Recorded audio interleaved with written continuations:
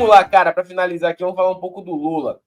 Bora. Lula hoje comentou aí, né, sobre a participação do Biden numa greve, né, e tem também esse acordo trabalhista entre o Lula e o Biden. Aí tem aqui a matéria da CNN, de pessoas comentando se é progresso ou retrocesso, as matérias, né, que traz uma pessoa do mercado financeiro para comentar, aí traz um sindicalista, aí vê que cada um quer falar, claro, né? A pessoa do mercado financeiro vai falar uma coisa, a pessoa do sindicato vai falar outra, mas no fim das contas é fácil de resolver essa questão. É só ver como isso vai afetar positivamente para o trabalhador. E se isso é positivo para o trabalhador, por outro lado, não gera nenhum risco de quebrar as empresas, isso eu estou falando de um risco real, não daquela chantagem típica que os empresários costumam fazer. Então é bom, cara.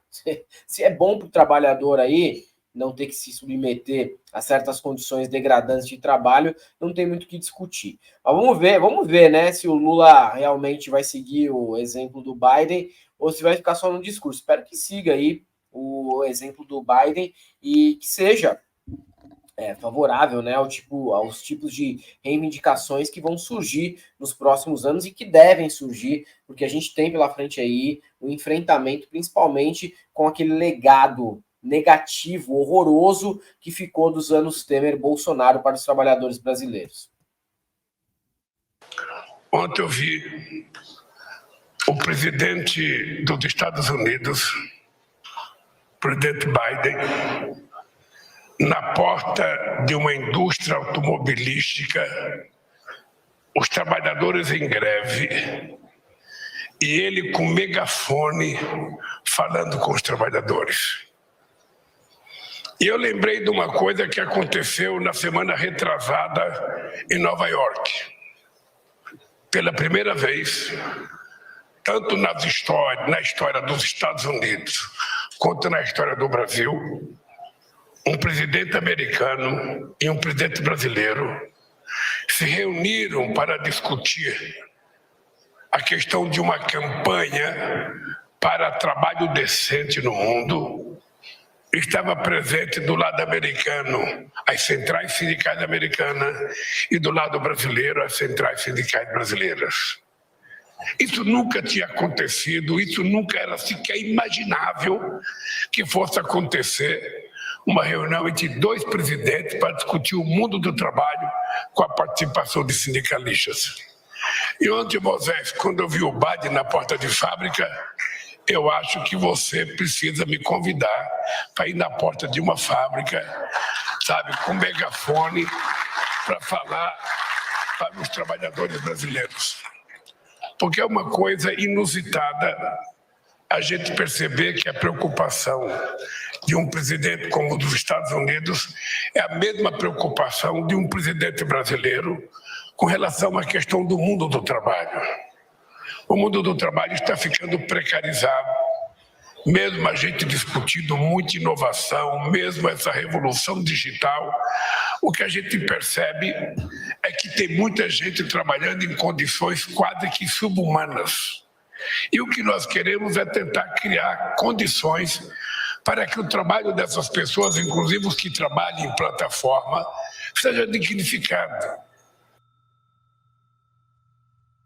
As reformas que vieram aí, né, no Brasil, principalmente pós-golpe, com o primeiro e único mandato do Bolsonaro, levaram a galera a uma precarização assim, generalizada, a trabalho intermitente, e o pessoal está sentindo agora.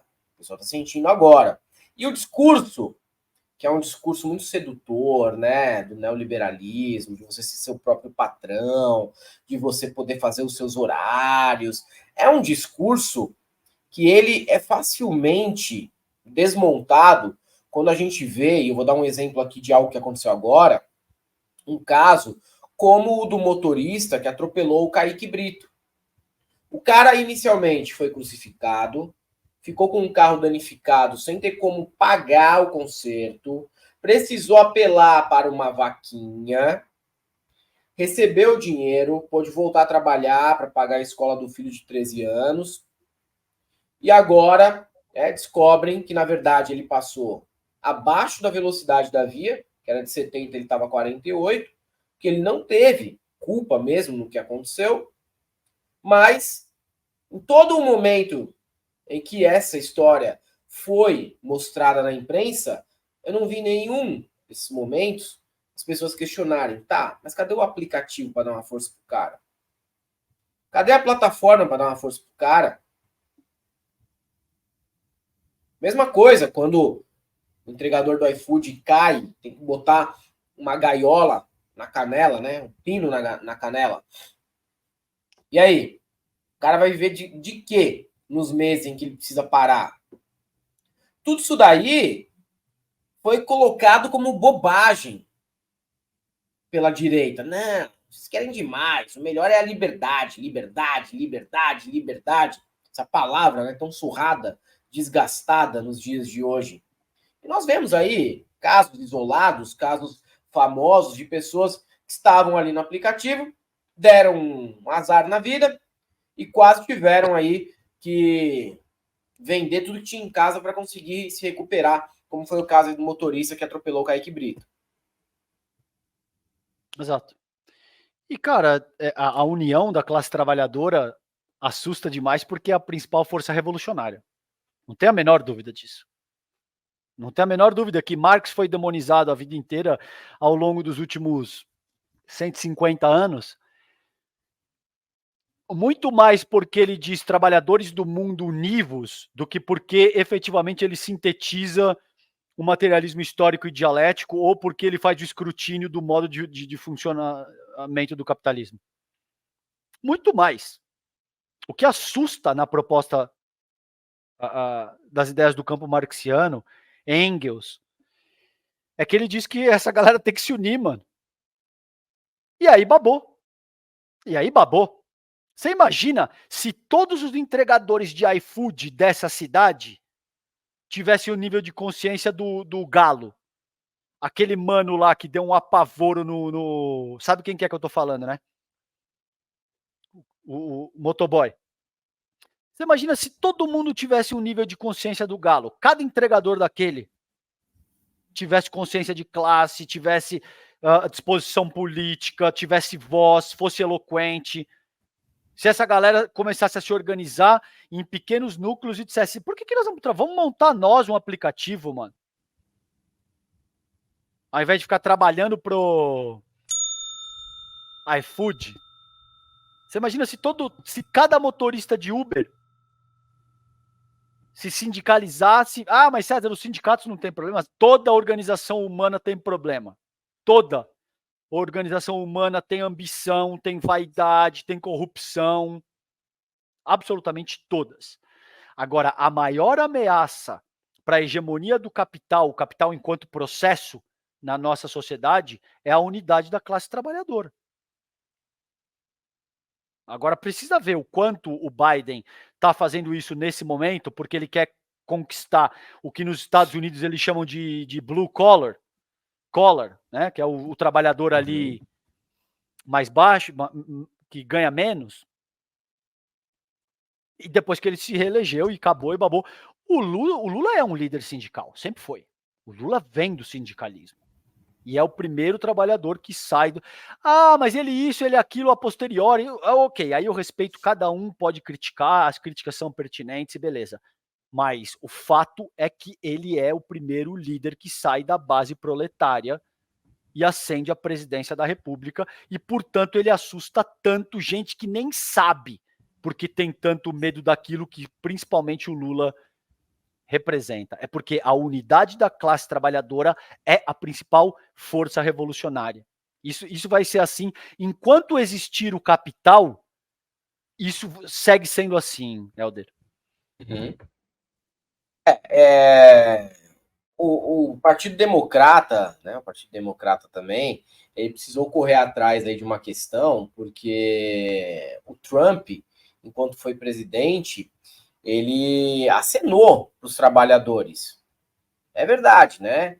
Ele acenou para os trabalhadores, principalmente esse tipo de trabalhador ao qual o César Calejão se referiu. Ele tinha aquela ideia de trazer fábricas que estavam no exterior para dentro dos Estados Unidos novamente, tinha o discurso, que é um discurso que pega em trabalhador, de restringir a imigração, desculpa, restringir a imigração para que os nativos tivessem emprego novamente. Tudo isso daí foi aceno que o Trump fez para trabalhador. Ah, mas pode não ter sido aceno da maneira como o Biden fez, ou como o Lula costuma fazer historicamente. Não importa. Não importa se o cara aborda a direita ou a esquerda, mas ele fez um aceno a uma classe que estava se sentindo desprotegida, abandonada e humilhada. Você pega o country americano e o que eles cantam hoje em dia, né? Alguns cantores, nem todos, óbvio, mas alguns vão para esse lado de reclamar que tem muito programa social que só mira nos negros, nos latinos, e que os brancos ali do cinturão da Bíblia estão esquecidos, que as pessoas que moram em trailers estão esquecidas, que elas não são vistas pela política. Isso gera um ressentimento, como gera aqui também, principalmente nesse povo que foi para a precarização e muitas vezes acredita que aquilo é liberdade, mas que quando acontece algo de errado acaba percebendo que não é bem por aí. Essas pessoas aí, elas não estão completamente erradas de terem esse sentimento de ressentimento.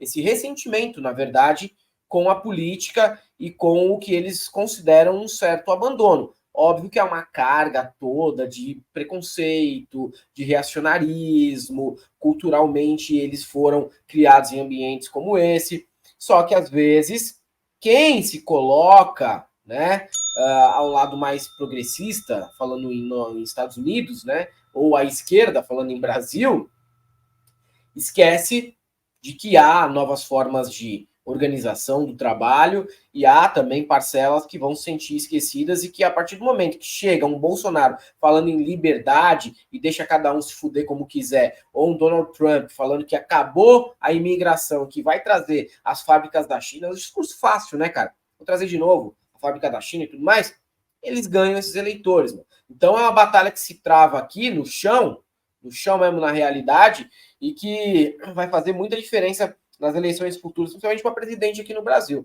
Esse povo aí está em disputa, cara. É um povo que está em disputa mesmo. É um povo que pode sim migrar votos nas próximas eleições. Exatamente. Eu não tenho a menor dúvida que esse movimento do Biden tem um objetivo muito pragmático, eleitoral.